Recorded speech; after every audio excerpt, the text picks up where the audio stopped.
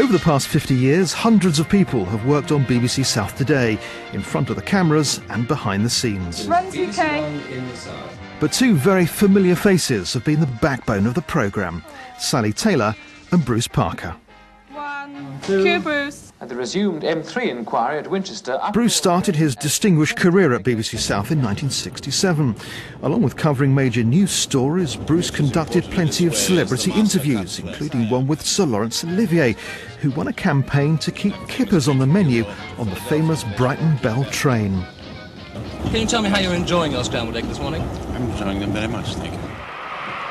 South Today covered arguably its biggest ever news story in 1982. After the Argentinian invasion of the Falklands, a task force of ships set sail from the South's ports to recapture the islands.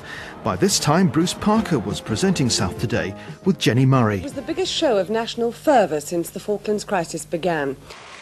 Away from the serious news, South Today continued to reflect the lighter side of life. Well, it may seem unlikely at the moment, but in 3 years' time, this little fella could well be romping home across the winning post, and at the moment, ever so slightly unsteady on his pins, and he's obviously going to leave me.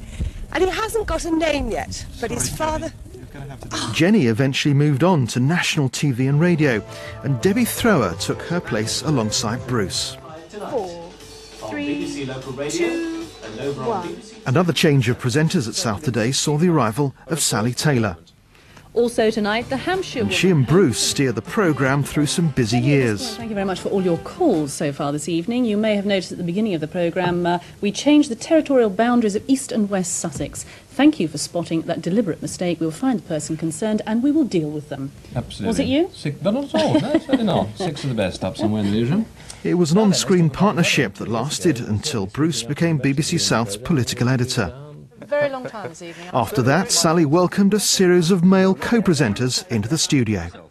I think it's 7 main presenters that I've sat next to. If you go through them, there's Bruce, Paddy, Mark, Dominic, Harry, Andrew, of course, and Roger.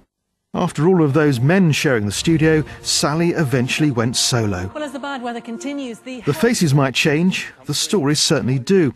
But for 50 years, the BBC in the South has been informing and entertaining.